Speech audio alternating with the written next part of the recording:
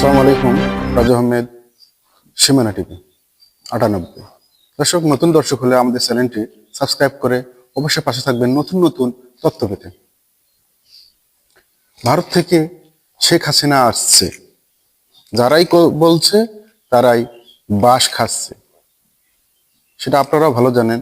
তারাই বলছে যে শেখ হাসিনা আসছে, অমুক তারিখে আসবে, ফেব্রুয়ারি মাসে আসবে, জানুয়ারি মাসে আসবে। যারাই বলছে তারাই বাঁশ খাচ্ছে। দর্শক, আপনারা জানেন যে কিছুদিন আগেও যে নানান প্রকার আন্দোলন, অনেক তর্ক বিতর্ক, এ আন্দোলন সে আন্দোলন করে দেশকে একটা অস্থিতিশীল তৈরি করার জন্য তারা চেষ্টা করেছে, আওয়ামী লীগ সন্ত্রাস, ছাত্রলীগ বাহিনী। আপনারা ভালো করেই জানেন।